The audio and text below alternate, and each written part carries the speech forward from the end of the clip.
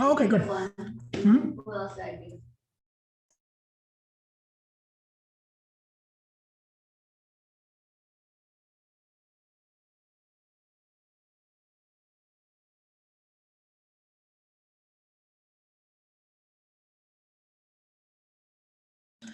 Hey, Shika, how are you? Thanks for joining. Can you hear me? Hey, Ketan. Yeah, I can. How are you? All right, let's see. Put the volume up a little bit. Okay. And hey, Shika, I think, did you call me earlier or did you try calling me earlier? I forward one picture on the group, one house picture, and then when you Oh, go yeah, to yeah. do you think that's something related to foundation? No, no. I mean, it's foundation in the sense that it's the, what do you call it? The driveway, which is always poured a little bit less. Yeah, that's just something, it's just not necessarily bad workmanship. It's not foundation. It's foundation in the sense it's the driveway foundation is what it's affecting. But yeah, yeah, I mean, there's, because it dipped down like that, they just need to get somebody out there to try to see if they can fix it up, put some dirt underneath it and just do it that way. I'm not sure how they're So gonna that's do something like somebody can fix it. it might be fixable. They'll have to work with some concrete companies to see what they can do. Okay. You know, yeah, I would just reach out to a concrete company and see if they can look at that and see what they can do. Okay. Sounds good. Thank you. Yeah, no worries. Hey, Neha, thanks for joining. Hey, Ketan bhai, how are you? Good, good, good. You're doing okay? I'm doing okay, thank you. Good, Yeah, I good. missed the second session. I had something, commitment. So I said, Yeah. let me try to, join today. And Yeah, no worries. And we do a little quick recap as much as we can. okay, on, that would be great. And what I we do. believe And there then- is a recording too. So I will look at Yeah, the, we're gonna watch the recording. move all those. Yeah, we're gonna move all of our recordings to YouTube, to a new YouTube channel. So that's one of the things Okay. we're talking about more. Yeah. All So right, hopefully we'll great. get all of our recordings there eventually. Oh, Let that- me send out a quick text to let everybody know the bridge is open or the Zoom is open. So Thank you. yeah, thanks. Yeah. Hey Deepak, thanks for joining. Hi, Ketan. Yeah. Yep. And who else? Hey Venkat, thank you, sir. Hey, Ketan. Yes. Raj, thanks for joining. And then hopefully That's good. whoever needed it, hopefully got a chance to look at the listing package email that I sent out right after the class, not after the class, it was the next day, on really just something you should do with all of your sellers, which is provide them a quick explanation of what you're presenting to them, right? That's step number one. And then step number two is not only providing them that, but an estimate of costs as it relates to the real estate closing portion of the transaction. Okay, and so the numbers I gave were based on the numbers I gave on there are based on a certain price point, which also ties back to that sample presentation that we have. So, yep. Hey guys, I'm gonna put you guys on mute and then try to see if you guys can get your video on as well. I'm not sure who this one is. I'm gonna mute. It shows up as Ajitesh. I'm not sure who Ajitesh is. And then I got Rachel, thanks for joining. Dev, thank you for joining. Neil, I got you on mute. Sheetal, I'm gonna put you on mute as well. Okay. And then Hema, you're not on mute, but you're fine. Okay. All right, guys. And then, Hey, Ketan, Ajitesh is mine. This is Satish, and my son just used, so I think his name is popping up. no worries. All right, Satish, thanks for joining. Okay, gotcha. All right. Thanks for letting me know. All right. And then Srinivas, thanks for joining. All right, we're gonna go ahead and get started. So I'm gonna go ahead and share my, and if you can, put yourself on mute and put your video on. And then of course, if you have any questions, just unmute yourself and ask the questions because that's what we're here for. Kind of like right before everybody else joined, we were just kind of going over that listing package email that I sent. And there's another email that I sent maybe about a month ago that has a little bit more detail to it because it had a few other samples and stuff like that. That's also one that's going to be very useful. It's a lengthier email, so just plan on reviewing that as well, because that one also has some of the, it has the presentation, not this particular presentation, but the steps to listing presentation, which is a little different. All right, let me go ahead and get started, see where we are, and hopefully get you guys going on this again. And this will be the last segment, at least for this. Next Monday, believe it or not, we're going to try to do a new agent orientation. No, this is just the last session for this particular segment, which is the listing, you know, how to land your first listing. There's still, I think, 2 or 3 more sessions after that. Next week, we're going to take a small break. We're going to be out of town. No, so just, and I'll go back through that, Dev. We were just talking about that earlier. We're going to put all of these sessions along with everything that we've done on YouTube. Rachel, myself, and Ram are going to get together tomorrow and hopefully start just planning that. So that way we have a little bit more momentum going in to place all of those into our usage, because we do got to get a new YouTube session. I mean, a new YouTube channel. Right now we have the old one, which is the Can-Am Realty Group one. We need to move all of that to ReKonnection. So we're going to do that. And this time around, I'll get with Rachel. Yeah, I'll probably get shot down anyway, but I was hoping to make it public as opposed to a private channel, because right now everything we've done has been a private channel just for us. We may keep it that way. Let's see what happens. So I'll keep you guys posted on that once we figure it out. Next week, we are going to be out of town. We're going to be in Mexico. But one thing I'm going to try to do is, this is where I really want to be at, where we're going to try to do a new agent orientation next Monday when I'm there, just to see if it works. Let's see how that goes. I'll keep you guys posted. So next week is not going to be any of these sessions. We're going to do a new agent orientation probably Monday. All right, let me get you guys, let me start sharing the screen. Ketan, I just had a question before you start. The last times Zoom was recorded and you had sent it in the email, mine got deleted accidentally. So can somebody resend me? I can give my email address in the group, or you can just resend me. You're talking about the steps to landing your first listing? Yes.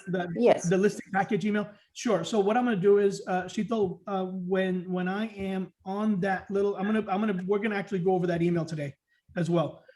Because the listing package is in there. So I want to make sure everybody understands that email. So when I do that, just remind me and put your information in the chat. I will make sure to get that. Okay, sure. Thank you. All right. Yep. You guys should see the screen I'm sharing. I'm assuming you guys are seeing it. Let me know if you're not.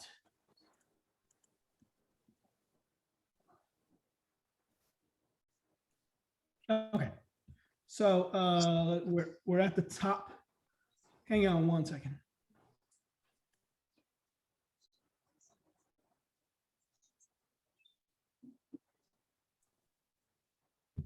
All right. So just to recap, let me go back to where we were. From last week, we talked about sellers exclusions, right? So making sure that when a seller has just as an example, and I'll use this as a quick example. If a seller has a $5,000 chandelier that was given to them as a wedding gift by grandma, and they plan on taking that down, the best way to do this is to go ahead and remove it before you start taking pictures, remove it before you start showing the property, and going ahead and replacing it. It could be a $5,000 chandelier. It could be as little as a outdoor Ring doorbell for $200. But if the seller is planning on taking it, you have 2 options. You either list it on the exclusions and make sure that it's on the contract as an exclusion when you get that offer in, and list it on the exclusions on the MLS. There's a section just for exclusions, and make sure that it is on the contract when you receive the contract. That is the biggest challenge for all of us, is remembering that, oh, by the way, we have exclusions that we need to fulfill, and just make sure that it's again part of that due diligence of being in real estate. And then best case scenario, just remove it and replace it with a normal doorbell. So that's kind of what this exclusions discussion was all about. We're going to skip on the lease listing and actually focus on the listing package email that we talked about. All right. So when you get ready to put a house on the market for sale for your buyers, you've already done your CMA, you've already visited the property, you've already given them. So here's one thing, and this goes for what we call today's market, where sellers will try to get you to do certain things prior to listing a home, just because they don't know if they're going to list with you or they're going to go list with their neighbor who happens to be a realtor. So one thing I do nowadays is I will provide them the CMA, because that's the only way you know you're going to get the business, right? So and of course give them a reasonable CMA, but more than anything else, let them know that, hey, at the end of the day, it's whatever price point you suggest. The second thing you want to do is go visit the property. That you have to do that. As far as, they're going to start asking you questions. What do you think about the carpet? Do I need to replace the carpet? What about the paint? Do I need to replace, do I need to repaint the house? What about the appliances? Do I need to replace appliances? They're going to ask you a lot of pointed questions. And here's the thing, right? So unless you know that they are going to go with you, you have two options here. You can continue discussing it with them. What I've been doing is, hey, you know what? I will give you all the pointers, but I do need that listing agreement signed. And I just go into it and say, hey, there's a step. It's a step-by-step process that I follow, and I don't want to get ahead of myself.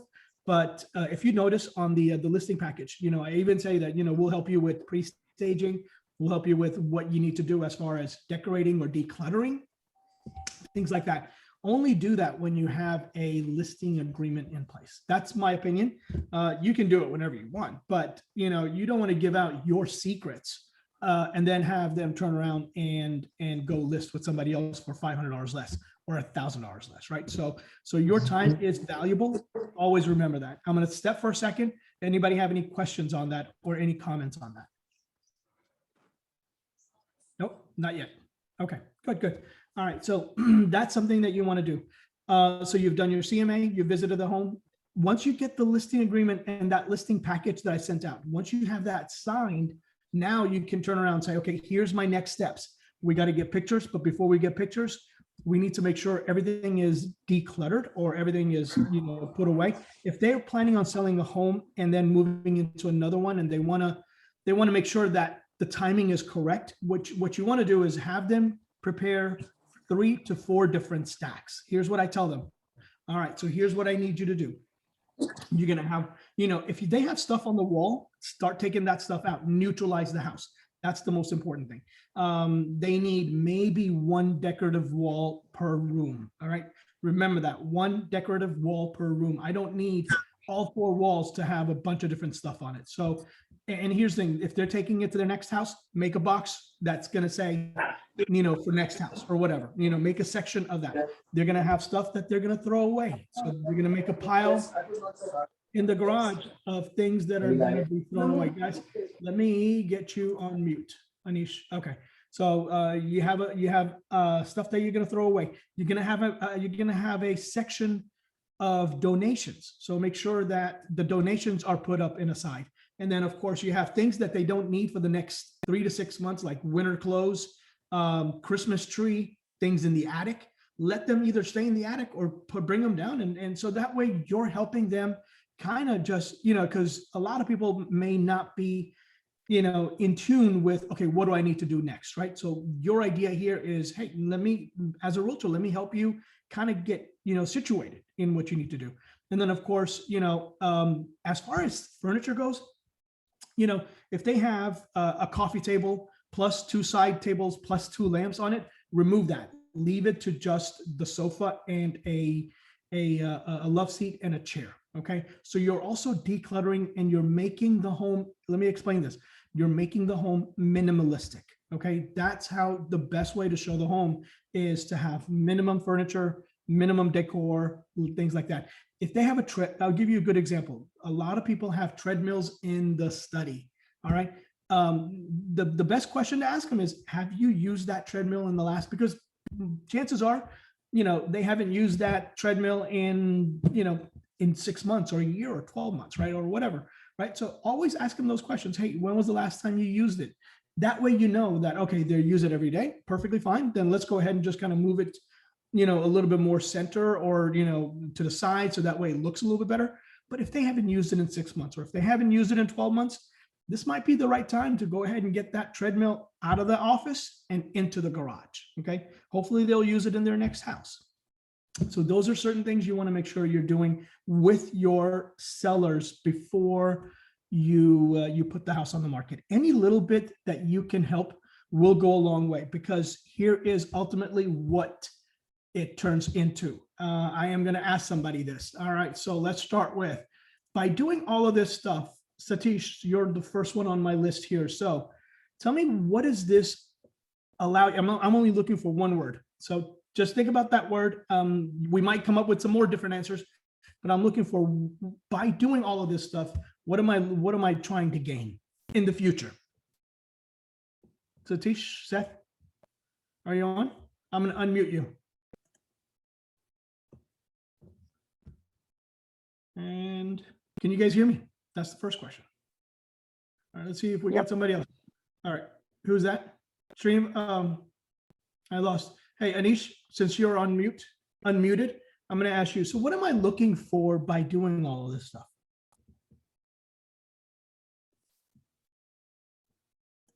Can you guys hear me?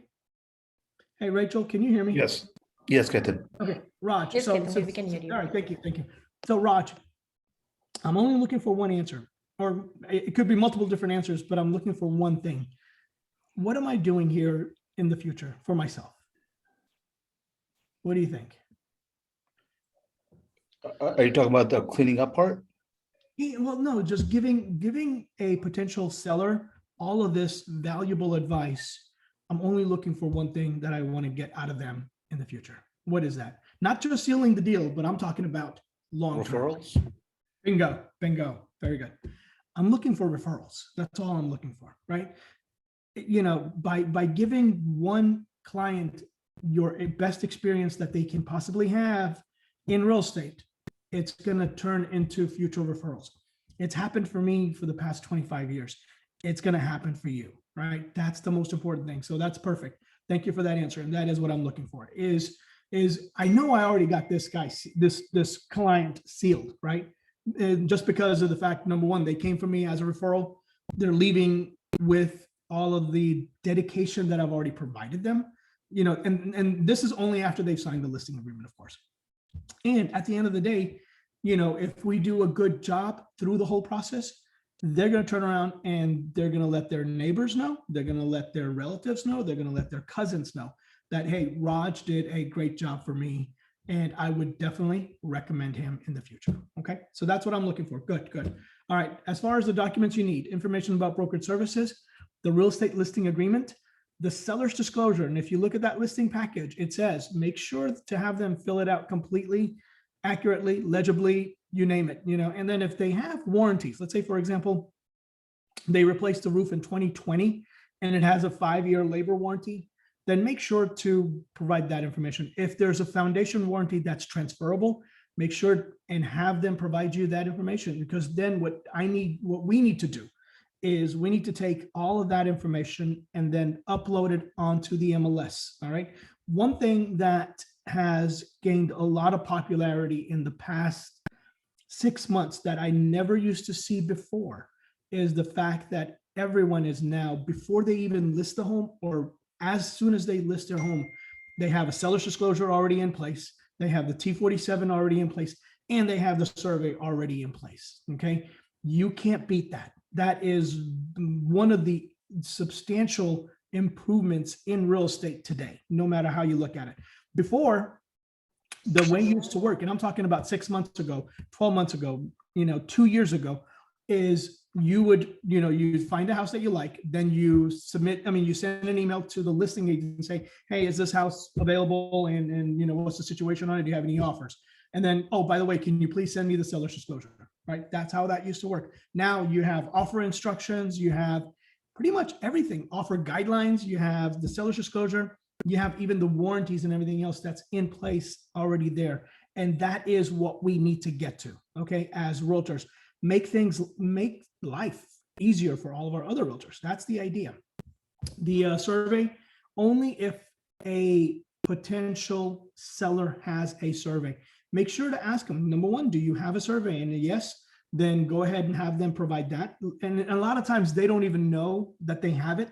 And that's when you tell them, hey, by the way, it's going to be located as part of your closing documents when you bought the house in 2016. It might be in an email, okay? Typically it's going to be, I mean, if all of us here has bought and sold a home, so you know that you have that survey, that's that lengthy document that you get as part of your closing paperwork. All right, so that's the same thing. You want to remember how you did it and go back to that same scenario.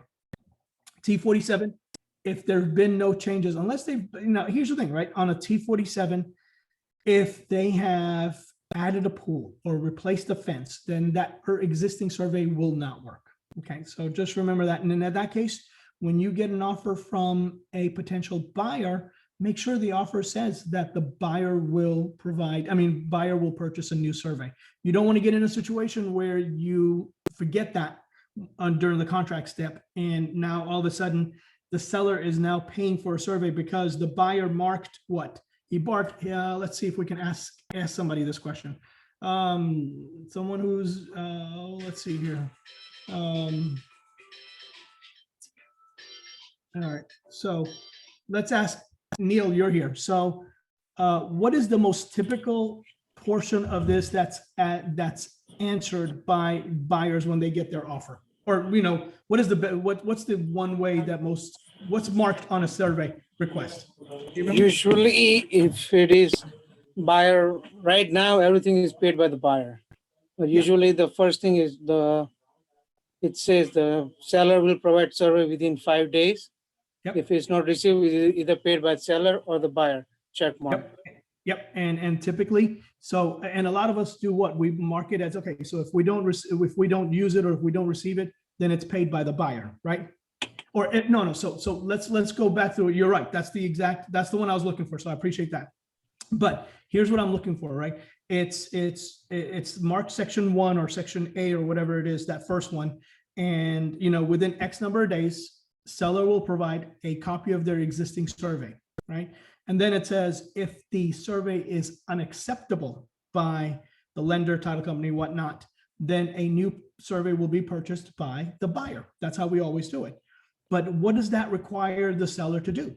It requires the seller to provide the survey in the first place. Here's what happens. If the seller doesn't provide that survey within that 5 days, it's not that the buyer will buy a new one. The seller will end up paying for a new one. That's the way the language is on that. So just remember that if your sellers don't have a survey, then make sure that they check mark section, I think it's either section 2 or section B, which is the middle one, that says the buyer at buyer's expense will purchase a new survey. All right, just something that you guys need to remember, especially when you're working with sellers, because these are those little due diligence items that we have to be aware of when we're working contracts. Okay. All right. So that's Ketan, quick question. Yeah. Go ahead. I had attended one of the title company classes. I thought they had mentioned something about having an older survey is not really valid. I think it was like 5 years. Is that 10 correct? 10 years. So 10 years. So yeah, so most lenders will not want to use a survey that's more than 10 years old. And only because, it's not that it's outdated, it's just that, they feel comfortable with getting a new survey anyway at that point. Believe it or not, there's a lot of brokerages out there, especially the Keller Williams. They stress they stress that a buyer get a new survey all the time. And, if you have to go back to the history of when this happened, back 20 years ago, when I first started real estate, the survey was always purchased by the buyers. That was just a given, and obviously lenders started realizing, wait a minute, I have a 1-year-old home or a 2-year-old home, and, all of a sudden we're getting a new survey. or it might be a 5-year-old home, no changes. And again, we're having to go get a new survey. So what the lender said is like, you know what, we can save the buyers $400 if we can use an existing survey. And so that's how this new portion of the contract came about, saying that, hey, if the seller has an existing survey, no changes, T47 affidavit, yeah, we'll use it. You know, we'll go ahead and save the buyers that $400. Otherwise, it's usually the buyers who are going to expense out that survey anyway. So just one way of doing it. So, all right, any other questions before we go on? I'm going to go ahead and show you guys a sample listing package. It's not in this section, so I'm going to go ahead and pull it out from the from my emails. All right, so Hey, Ketan, quick question before Yeah, go ahead. reading the other. Regarding the seller's disclosure, so for some reason, like day one, they have written something, and the day two, and we exported into like on a transaction desk, and on a day two or day three, like they change they want to add update. Basically, we use the current one, or we will upload the No, altogether yeah. new one. Anytime they put an update in, make sure they sign it and remove the one on transaction desk and upload the new one. Absolutely. Yeah. So, Oh, okay. so anytime you get anything new, whether it's a T47 survey or whatever, go ahead and just replace it. And then let's say you are under contract or you've already provided, or you got a couple of offers that have already come in since then, make sure to say, hey, the seller's just updated the survey. Here's the new survey. All right. Got it. Does that make sense? Yeah, Yep. absolutely. That's a good question. Yep. Thank you. All right. Let me go and pull up the listing package email that we had from last week. Let me see if I can get that out. Let's see here. Where did it go? All right, here we go. So this is the one that we talked about, right? Can everybody see my email? If you do not have this email, please let me know now so I can send it to you. Sheetal, is it sheetalk.realtor@gmail? Is that the one that doesn't work? Yes, Use that one or not use that one? yes, please. The same one. Okay. All right. Anyone else that needs this email, I want to send it out now before DK. Okay. Hang on. DK 999. Okay. Got yours as well. Can you send it to me also, Ketan? Who's this? I can't see. Deepak. Deepak, I just, Deepak, which one? Not anyone. You can DK, type, is that DK 99991? no, you can type deepakgrealtor@gmail.com. Deepak, why don't I have you on my thing? Hang on one second. Which one is it? No, that then, it? no, not then you have to type right, WRIT, right.to.deepakg. That's my old address. That's okay. I remember that one. Yeah, that's the one I have for you. Okay. Is that it? Yeah. Okay. Anybody else that needs it and doesn't have it or did not get the email from the email that I sent last week? All right. Let me go ahead and send this out to you guys first, and then let's talk about this. All right. So it's out the door. All right. What is the first thing you have to have on any transaction? It's right in front of us. Who can tell me what this is? Anyone? It's Before I I. call on- Thank you, IABS, right? And if you have not read through it, please read through it. It's so important in your everyday life of real estate, okay? It explains what we call agency relationships. You might have forgotten about agency relationships in one of your classes, and you know which class we're talking about. It's the law of agency, right? So again, it's extremely important on how we do things. Just a real quick disclaimer on intermediary. We try not to do intermediary unless it's a tenant that's coming in and already ready to submit an application. If you're working with sellers or tenants or whatever, the best course of action is get with one of our realtors, work out a transaction deal, and let that other realtor help you out. And I'm sure they will return the favor when the time comes. Okay. It's just the intermediary is fine in certain circumstances, but as much as we can, ideally, let's try to stay away from it. The next document we're talking about here, guys, is this one, the seller's exclusive right to sell. All right, so let's go over this. We've already talked about on day one, we talked about where to get the seller information. You can get it from tax. You can get it from the previous MLS. Ideally, the information should come from tax. If it's an LLC, make sure that whoever's signing is also a signatory on the LLC. Now, here's the thing. On this one, the 1234 Main Street is technically the address of not necessarily the property. A lot of times it is going to be the property, but it could also be a corporate address, or it could be a California address specifically for the owners because they're selling a rental property that is part of Section 2. All right. Make sure you have the phone number and, of course, the seller's email address. ReKonnection. Here, it's going to be your phone number instead of mine, and it's going to be, instead of admin@ReKonnection, it's going to be your email address. All right. So make sure that this information is put in their property properly.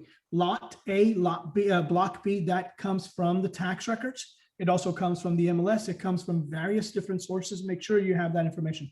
If it's a farm and ranch, or if it's a property that does not have a lot and block, which would be defined typically as rural properties, then go ahead and use the legal description, and you can do NA for lot and block. But make sure in this addition portion, you put in any legal description, and also Texas known as, make sure you have the address and add any additional information that you need. Improvements, it's pretty straightforward. We've already talked about it. What is attached to the home stays with the home, okay? Including your mounts for brackets and mounts and brackets for televisions and speakers, okay? Accessories are, again, you know, any improvements, security system, fireplace logs, things like that are gonna be accessories, and they stay with the home. Here's where I was talking about list any exclusions. Please be detailed, as this needs to be added to the MLS. So in other words, when you have your conversation with the seller, make sure and say, hey, you know, are you taking this? Are you taking that? Are there any exclusions? You know, there might be a set of curtains that match the bed sheet of the kid's bedroom, right? And they're definitely taking those curtains because the bed sheets are also going with it. It's the kid's favorite, you know, bedspread, right? So at that point, make sure that those are things you are, you know, you're not overlooking, is what it is. All right, let's go to the next one. Make sure you know whether the property is part of an HOA or not. Also make sure and know, Hassan's already provided it a couple of times. So take a look at the MUD districts and the PUD and the PID districts, okay? Listing, make sure you should know what the price is. May 27th, so your listing dates. Typically I do 3-month listings, maybe 4-month listings, so whatever is comfortable. Here on the broker compensation, 4%, or what you can do is you can mark it as 3% of the sales price, and then mark Section 2 with whatever flat fee you're charging. Okay, so that's what I've been doing lately. My flat fees vary anywhere from, on the low end, if I have a house that's 300,000 or 400,000, I might do $3,000 for the flat fee. I go up to about 6,000 on the flat fee. So that's how I've been doing mine. Keep in mind, everyone has a different way of doing it. So there's, and more than anything else, commissions are negotiable. So we rely on you guys to make those decisions for yourself. All right. It's exactly what you're comfortable with and what you want to do. Let me take a look at the chat real quick, make sure if there's any. Okay, I'll go over that one in a little bit, Dev. All right, so. Hey, Ketan, regarding this commission on MLS, like I see like 2 commissions, like there's one sub-agent and one is a agent commission. Yeah. So yes, do we end? I keep sub-agent the same as they need to get rid of that sub-agent. It doesn't make any sense to have a sub-agency rule, especially not in Texas. But, you know, so the way, the perfect example that they used to give me, and I'm hoping somebody can give me a better example or better explanation for it. The way they explained the sub-agency part to me was, if, let's say, for example, you have a open house that, let's say I'm the listing agent, I have an open house that I have, let's say Rachel does an open house for me. And now all of a sudden a client comes in unrepresented and they are interested in the home. They're going to work with Rachel. Rachel now is a sub-agent of the agency itself. That's probably the best way I can explain it. To me, honestly, it shouldn't be that way. The only thing that they do have, the other one that's I've heard of is the non-MLS. Non-MLS is, for example, which doesn't make any sense either, because, you know, the code of ethics now requires you to have a geographic competency, right? So, you know, you have a agent that's coming out of Waco, you know, and is submitting an offer for a house in Waxahachie, but they may not necessarily have the MLS access in order to do it. They have all the other information. They have Zillow, they have Realtor.com, you know, they have all the details. They may have a cousin that's a realtor here that's being able to provide them the details and all that stuff. That's another sub-agency situation where, you know, it's the commission is not the same thing, right? So it's a little different. Me, I've kept it the same for pretty much whether it's sub-agency or not. I'm going to put somebody on mute, guys. I don't know who it is.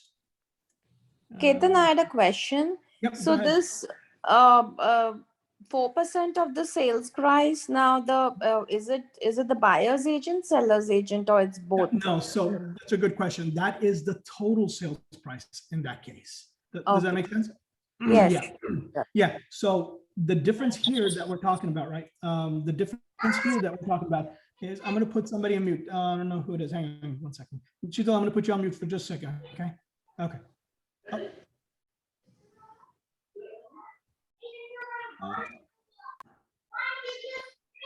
Okay. There we go. I got it. Okay. So remember that is the 4% of the sales price total.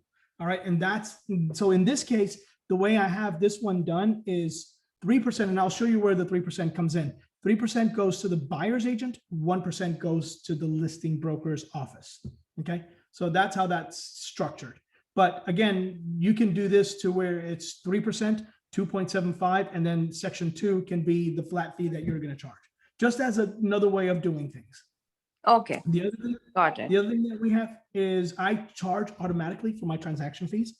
So it's just really, at the end of the day, it's just a little bit more coming, you know, a lot of the, you know, probably a bad way of explaining this, but it's just an additional $375 that I'm collecting. That's all it is. And then my photography fees are pass-throughs. Okay. If you notice here, 125 to 225, because I want them to know that this is, you know, they may come back and say, well, you know what, I need an HDR video.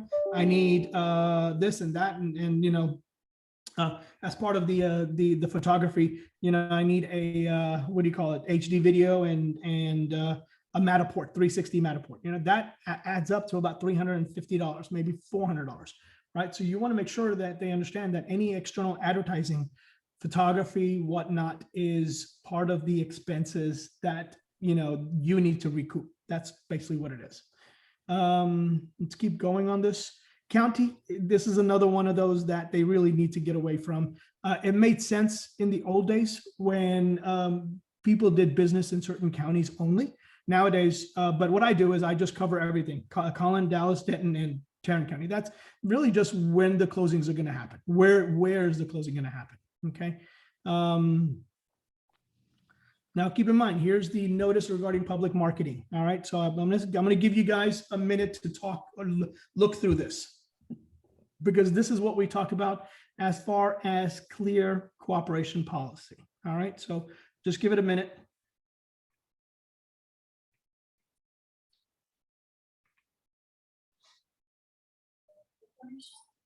All right, did you guys get that? So this is what we talked about, and make sure, and this is why it's so important to read through your listing agreements. This is why you cannot put a sign, you know, with it, you have to list it within, you have to put it on the market within a day. That's all it says.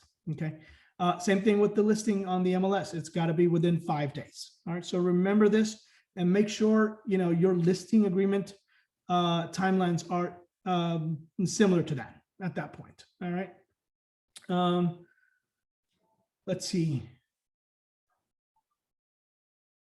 I'm not going through access. All right. So most of the access to the property is going to be one of 2 ways, actually one of 3 ways. So I'm going to go ahead and step away and reach out to, let's see who has not answered a question. I know we haven't had a lot of questions today. Let's see. Shika, since I got you here, I'm going to ask you. So give me one of the ways that you're going to provide access to the property to potential buyers. Agents. Supra. Yep. Supra is one. Good, good, good. This is an easy one. Yeah. Okay. Yeah. Might as well go through all of them. Okay. So Supra, what else is the other one? The key, the numbered lockbox, like. Combination lockbox. Numbers. When do you want to use a combination lockbox? Yeah. When would you recommend using a combination lockbox? When I don't have my Supra or what? No. So so the rule of thumb is, so when would you when would you put a house on the market and say, okay, instead of a Supra, let's use a combination lockbox? What am I looking for? Anyone know? Rentals? Huh? Rentals? Yeah, rentals. So that's a start, but beyond the rentals, what am I looking for? Anyone? If it's Probably we vacant, want to know who is going to the house before we give the access. True. But what kind of house am I talking about? So what distinguishes me using a Supra as opposed to me using a combination lockbox? High end and low end stuff. Which one? Say that again, Deepak. Something like high end, like how it looks like. No. Well, yeah, I mean, yeah, high end, you definitely want to use a Supra regardless. And that's a good point. So now let's go to that question. So regardless of Supra. So anyone else? Residential it's versus lease. occupied or not. Very good. Who said that? Yep. That's exactly what I'm looking for. That's Darshna, or was that Darshna? Who said that? I'm gonna elaborate. Darshna. Yeah. Very good. So you would use it for occupied homes. This is the rule of thumb that you have to follow. Occupied homes, you have to put a Supra. Okay. Just because you want to know who's coming in and out, it records the information, right? The system itself records who's coming in and out. On vacant homes, not as much. There is one more thing about vacant homes that you have to remember, and this is more primarily for rental properties. Before I reach out to Rachel, does anybody know what I'm talking about? Anyone? All right, Rachel, you wanna take this one? The unescorted access. Very good. So if you want folks to self-show, you need to make sure you get that written authorization from the owners. There's a separate TXR form, authorization for unescorted access to property, I think is what it's called.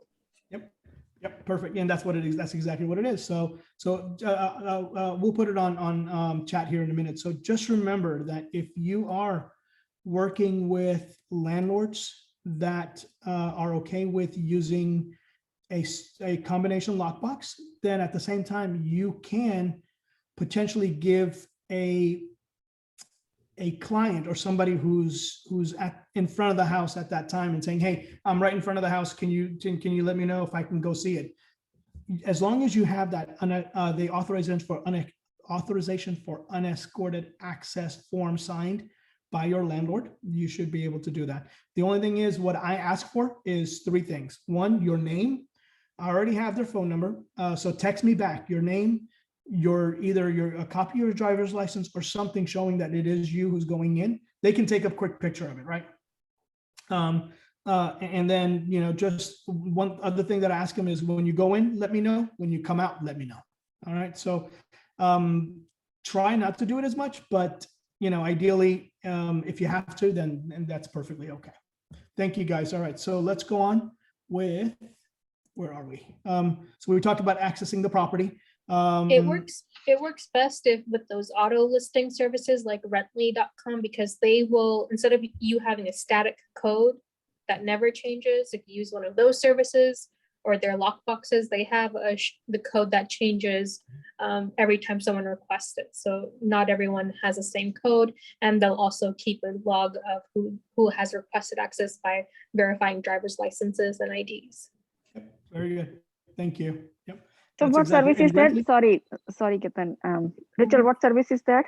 I think one of them is called rently.com, right? Rently.com. Okay. Yeah. So you have to get the RENT, logs yeah. from them? Yeah. Yeah, they And it's- offer, it's like a self-tour service. They have their own lockbox, I think. I see. They do. And it's like $50. I think it's like $50 or $35 a month. Yeah. Okay. All right. Thank you. Mhm. Okay. Yeah, and it's so that's not for investors. It's a great idea. Yep. And especially for those that are realtors that are investors as well. may not be a bad idea, but as long as, or, if it's your own property, you can still use the combination lockbox. I do, and in those cases, because I'm the realtor and the owner, I don't mind sharing that information, but we do. Right. Usually if we have our own houses that we're renting out, we do go by and visit it every couple of days. So that's another thing you want to make sure of as well. Okay. All Thank right, you. let's go through this and then make sure showing time or showing scheduling companies, you have that marked correctly, showing time services, because we use showing time services for all of your listings. Just a reminder, by default, unless you click on the showing time service that you don't want us to, or you don't want showing time to schedule your services, it is automatically set up for you so that you will get charged $29 when you input your listing information into Backagent. Okay. So the reason is because we're signed up that way to the point where we automatically get charged $29 plus tax.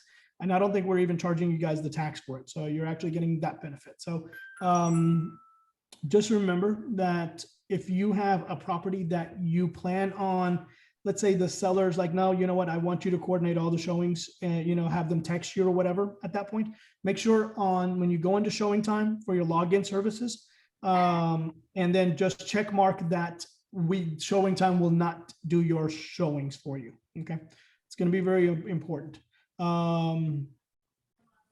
Key box authorization by tenants. Make sure that this is only applicable. This is not applicable for homes that are, so the difference here, and I'm talking about key box section C number 2, 2 different variations. It's applicable so it's not applicable if you have a lease that is expiring and the landlord has already sent the notification saying landlord intent not to renew, which is another document that you need to be familiar with. If that is the case, let's say the landlord is planning on putting it back on the market. On your original lease, there's a key box authorization there, whether it's 15 days, 45 days, or 30 days. You can use that as the approval from the tenants that they're okay to go ahead and start placing the house on the market, plus place a key box on the property. Here's the difference. If that was never signed, or if they used a attorney drafted lease or whatever else differently, where there's no key box authorization in the past, then you need to make sure that there is a key box authorization that's signed by the tenants. All right. That's only if you're placing the home up for lease or for sale, whatever it is, and you don't have one already in effect. The other thing is that, let's say, for example, if let me think. If I lost my train of thought, 1 second. On the key box, if you just got to make sure that it's been signed. That's the most important thing. All right, now I'll remember what I'm talking about and then go back to it. Cooperation with brokers. This is where, remember that 4% of the 4%, 3% goes to, in my case, I keep it consistent. Whether MLS participants or non-MLS participants, we charge same thing, 3%. Intermediary status, we do allow it. Obviously, and we've done this recently as well. If I have a listing where I have a potential buyer or a seller, I will try to get myself out of it if I can, and let them, let the other two brokers, the other two agents handle it as much as possible. And I know it's hard even for me to do that, but we kind of have to do that, unfortunately. Let's see, broker's authority. What kind of financing are you going to accept on the contract?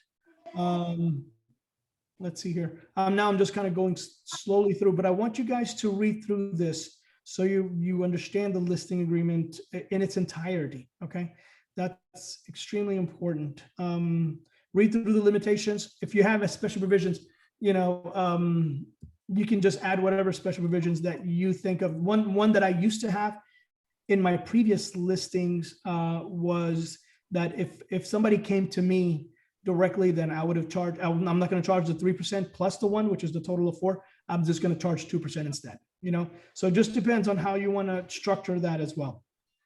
So that's pretty much it as far as, the other thing is, make sure that for homes that are built in 1978 or earlier, you need the lead-based paint addendum as well. All right.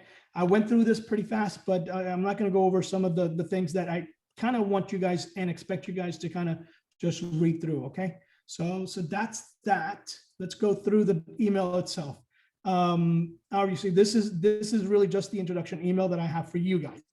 This is where it starts off, and just make sure that you can use this. You can copy and paste this whole email into another email doc and into the client's email that you're sending to them, and then obviously have the 4 documents, and then just make sure that they have all of the information that they need.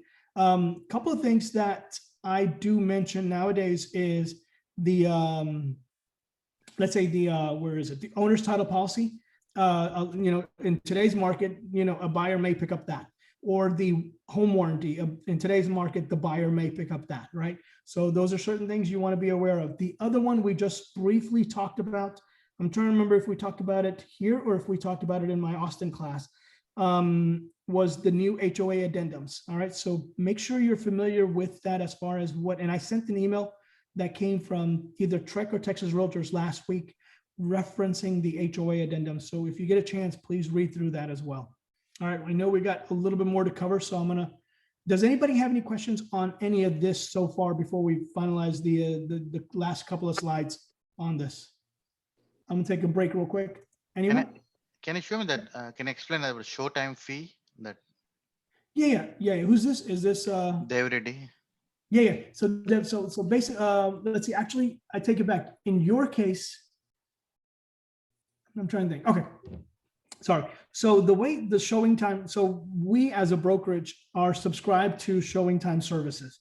So anytime when one of our agents puts a listing onto the MLS, the system automatically identifies that it's going to go through showing time. We want you to mark it as, for showings, it's going to be the showing, the appointment service call will be the 817-858-0055 number, which is the showing time number. And you're going to mark it as showing time for the, who's taking the appointments, right? Then what happens is that information automatically goes to showing time. So our agents are automatically set up for, for other agents when they call for the showings, it's automatically set up under showing time. Does that make sense? Yeah, got it. Thanks. So keep in mind, this is Satish, and one of the seller which I brought and recently I listed that, they wanted me to coordinate and provide all those information to them, how many showings. About showings or about the showings and all these kind of stuff. So I'm handling myself all the showings, getting text and sending text to all the realtors. Yeah, and that's fine. But what you may want to advise them in the future, or any other agent, any other clients that you have in the future, say all of this is done, automatically through showing time. And remember, when you input their information into showing time, make sure that you also input when you input the information in the access information, you got to go in and do that anyway. So once you put in the access information, make sure that you also update your seller's information, whether it's a go and show, a courtesy call, or an appointment required. I usually put in the seller's phone number, cell phone, and that way they receive push notifications for every time there's a showing. And I also send in their email address information, so that way they get the email notifications as well. So, but obviously if they need to approve it, then that's a little bit different. But so it just makes, that way they know exactly who's coming in and going out. And for $29, it's probably well worth it. So unless they are absolutely adamant about, and we don't even charge that, I don't even charge that back to the clients. That's just something that we do automatically. So just, maybe down the road, just talk to them and say, hey, we have a company that uses this and does this for us, makes things a lot easier for us. Does that make sense? Hopefully. Yes, and this one was, as I explained to you at the first meeting, a little bit headstrong seller, and who wants to do it in his own way. So, Yeah, and at the end of the day, you still got to accommodate those clients, no matter what. You're gonna have a few outliers in your career, right? And that's just one of those that you're gonna have to deal with. All right, let me go back to the presentation real quick, and let's go back into the presentation here. Hang on one second.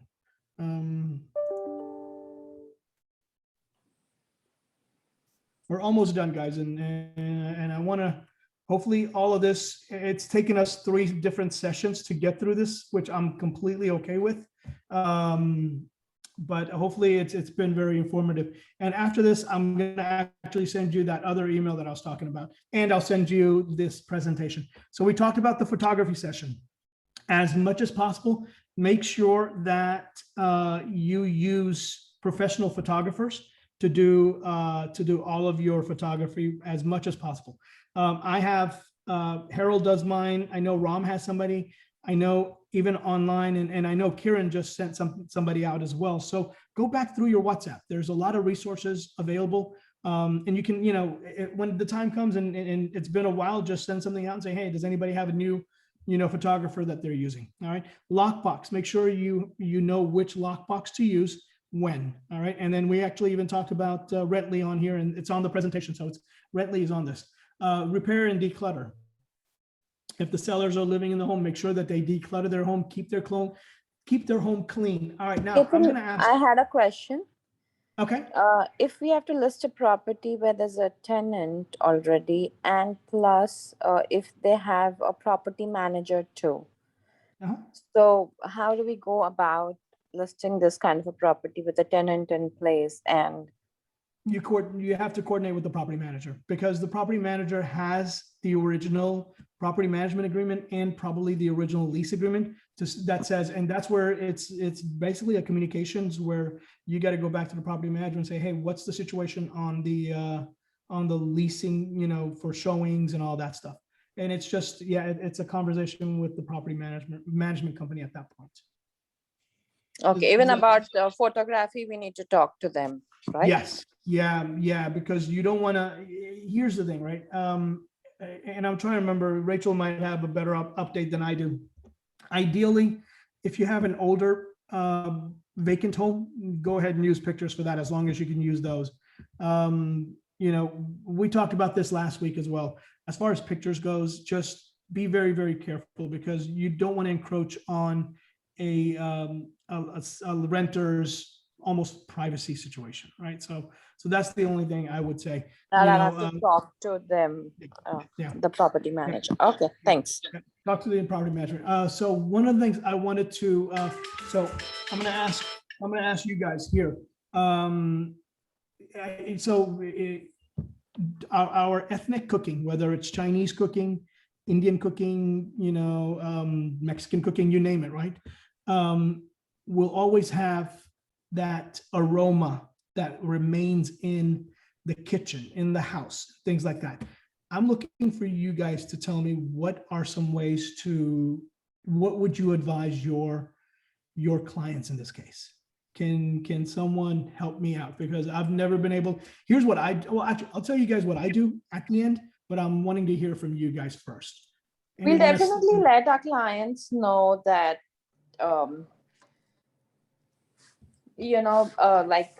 like at the entrance, the first smell of the home is like a deal breaker or a deal getter. So that is very important. So whatever they need to do would be much ahead in time and make sure that the smell is out of the house, just for a deal breaker. So I want to hear from somebody else, some other, no, Shito, thank you, that helps, but let's, So when we were selling our old house, they said, the real estate agent said not to cook, not to cook. No, say that again, Srinivas, say that again. Not to cook, when the showing is there happening. Minimize the cooking, or light some candles, for good fragrance. Like candles. Yeah. Here's one thing we did recently for a house that had a lot of aroma, I should say. One thing we did was I recommended to them that, hey, try limiting your cooking at least for a week. If it means takeout, whatever, just to kind of get this house sold. We knew we were going to sell it right away, so that wasn't an issue. The other thing we did was we needed to aerate the house. Are you familiar with aerating the house? The way you do that is fans on, 18 of 24 hours, windows cracked open everywhere. Okay. Continue running your AC. So that way your AC is running, your fans are running, the windows are cracked open or halfway open or whatever. So that way the house gets to breathe more than anything else.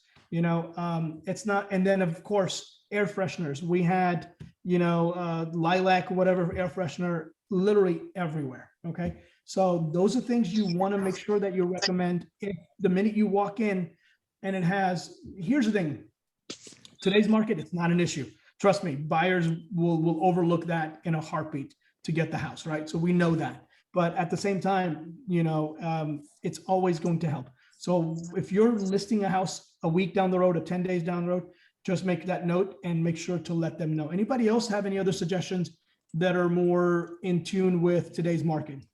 Suggestions. Diffuser with some essential oils, that helps too. Which one? Diffuser, you put essential, that it's very With good. the issue is like that, one of those electronic things? Yeah. Yeah. With essential oils? That was pretty good as well. Air purifiers. Air purifiers, would they actually work though? I seem to be. I mean, I have it running at my house all the time. Okay, and that actually takes away the smell and stuff. I mean, not the aroma. Oh, the odor, yeah, it takes care of the odor. odors. Really? Okay. So that's a new. I mean, depending on the size, I mean, you can't get a tiny one and expect it to work for the whole house. So yeah, you got to get a larger unit. It goes by square footage, right? So a larger unit, and wherever you're cooking, mainly, if you have that running, it will usually takes care of odor. Yeah. Okay, makes sense. That's a good point. That's a very good point. Anyone else? Yeah, Freebreeze works on carpets. I'm sorry, say that again. Freebreeze. What is it called? Breeze. It's like Freebreeze or Breeze. It's like a spray bottle. Yeah. And that works on carpets and any like cloth carpets and the cloth couches and all like those things. Good. Okay. Yeah, I feel like carpet cleaning, if they live there for more than 4 or 5 years and they haven't shampooed the carpets, that helps lift a lot of the odors. Yep. Absolutely, yeah. And that's actually a good point. Make sure your clients, before they put the house on the market, make sure the house gets professionally cleaned and carpets are cleaned. And of course, we can go on to that section. Make sure the common tasks right here: mow the yard, trim the bushes. One thing that I know helped us a few years ago was I had my sellers turn around and the windows were dirty. They weren't foggy, they were just dirty, if you know what I mean. So, he spent $160 to get the windows cleaned and it looked immaculate. All right. So tell them to go ahead and do that inside outside window cleaning. It will help quite a bit. All right. Store away things from the countertop. One more thing, remove or cover personal photographs, mementos, and all that stuff. Here's the thing, as far as religious items goes, my recommendation over the past few years has been just keep one memento of any religious, affiliation that you have. We just don't need, maybe not 10 or 20 of them, but, 1 or 2 and one thing if they have a temple, like a little mandir inside one of the rooms, absolutely off limits, meaning just leave it there. Don't worry about anything like that. All right. Most buyers will be extremely respectful of that. They should be. If they're not, then they shouldn't be buying your house anyway. So just a couple of suggestions there as well. All right. Anything else? I got one more chat. Let me see. Kirtan, I have something else to share regarding this.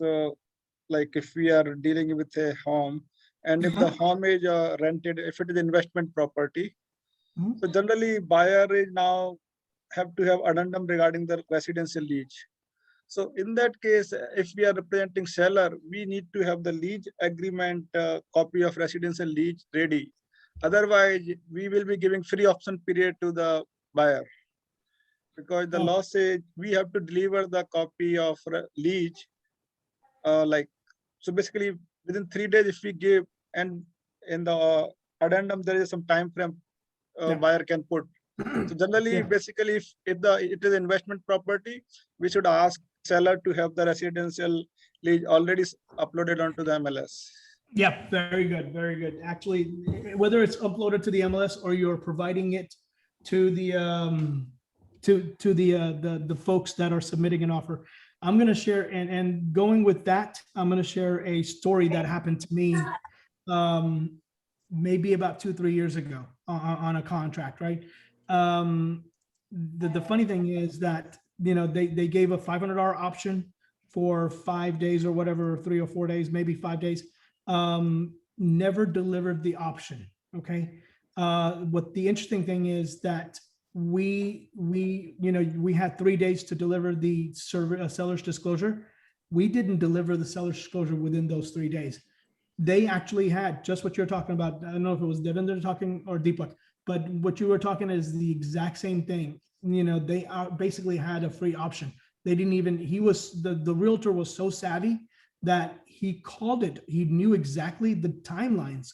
He went through the timelines and realized that, hey, by the way, we didn't provide the seller's disclosure. And normally I usually always have it in my documents. For some reason, this time around, I didn't. And so completely forgot about it. I sent it out the 3rd day or something like that. And because of that, they had a free option period, right? So we make those mistakes. We all do, as often as I look at my contracts and make sure that everything is done properly, that I missed that one. So there's not saying that you won't make those mistakes. You will, it's how you overcome that going forward that is important. So I couldn't tell who it was, but Devendra or Deepak, I kind of heard you guys. So yeah, thank you. Thanks for that. That's a very good point. Okay, so in that case, basically, if the buyer does not deliver the option period, it simply means he lose that option to withdraw the getting out of the contract. Otherwise, he has to fulfill the agreement.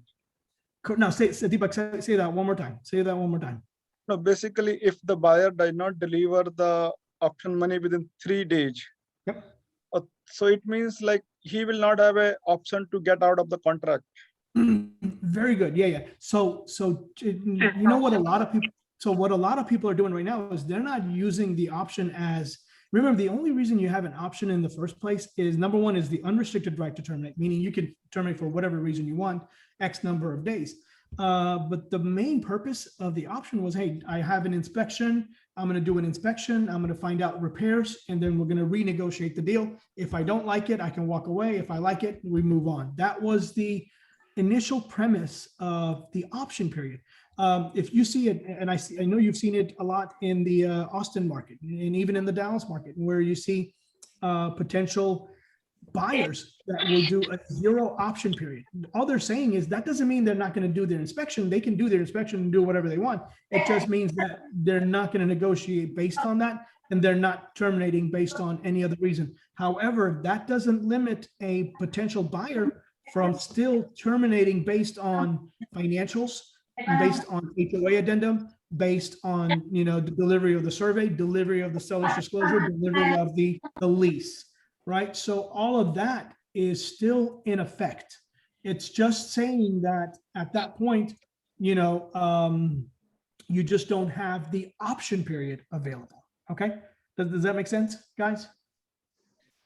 All right. So remember that it's very important actually to remember that just because you lose your option period doesn't mean that you don't have other ways of getting out of the contract. Ketan, just one question regarding T47. Do you think it is a nice idea to have the T47 also uploaded in MLS? Yes, absolutely. Yep. T47, seller's disclosure, absolutely, and survey. Those 3 should, if you have those, just make, and that's the improvement that's happening in today's market. So absolutely, definitely, yes. Yeah. So that way, buyer will never have any confusion. Exactly.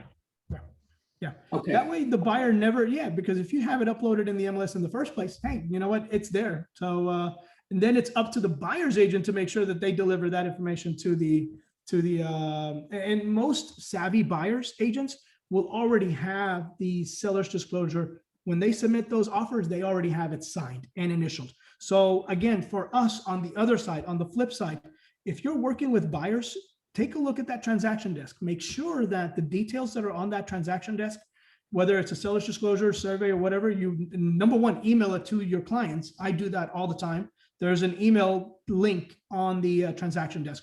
Use it, check mark all 3 or 4 documents, and then send that email link so that way they have it.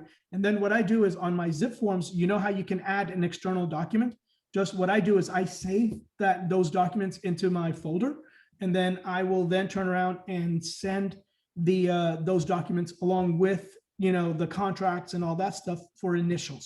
So make sure that you guys are doing that as part of your contract package that you're sending to your clients for initials. So that way there's no question that the seller's disclosure has, number one, not been sent out to them, and number two, they haven't seen it, and number three, they've already initialed it. All right, so it's part of what you should do today, at least in today's market. So that's a very good point. So good, yeah.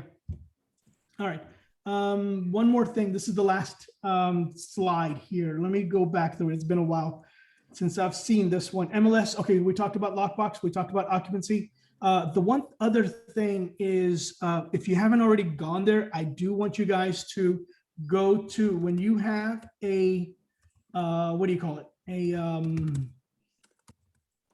Listreports.com. Did I type it in correctly? www.listreports.com. Every one of us should have access to listreports.com. It is, and it's actually on my little document here. If you're doing an open house, or if you're sharing a Facebook flyer, or if you have flyers you want to share on email to your customers, or any of that, or any of those resources, List Reports, you have access through the MLS. You also have access directly. We'll actually create those flyers and those open house flyers, marketing flyers, marketing material, everything for you. So try using it as much as possible. It's called www.listreports.com. You should use it for every one of your listings if you can. Especially if you're going to post it on Facebook and things like that. There was one more thing I wanted to go over. I'm trying to remember what that last piece of was. We talked about List Reports, social media, Facebook. Make sure you publish it on Facebook and all that stuff. Yeah, it'll come to me next time again. So yeah, I'm trying to remember if there's anything else that we need to cover on here. Is there any other, Rachel, is there anything else beyond List Reports that I'm forgetting to cover? Can you think of anything else? Did we talk about anything else we needed to cover today? I know this is not the last day of the marketing bootcamp. This is just for the steps to listing and all that stuff. Yeah, I'm trying to remember. I don't think there is anything else. All right. I know we went over by about 30 minutes today. Yeah, almost 30 minutes. Okay. So hopefully you guys got all of this information and you're able to use it effectively. Yeah, the rest of this is what we call, this is the first document that we actually created an addenda for. So this is all in the addenda that's in the email package. So what I'm going to do now is I'm going to send every one of you, and actually everyone, this this document so you guys can see it and share it with, just kind of see it, review it, and so forth. Hopefully you guys enjoyed this portion of the marketing bootcamp. Next week again. We did, absolutely. Thank you. Very Thanks. informative. Well, good. Next week is going to be the new agent orientation. And then we're going to try to do it remotely. So we'll see how that happens. And if it doesn't, then we'll just do it when I get back. All right, that's it, guys. Thank you. And I will see you next Monday. All right. Thank you, Ketan. Bye.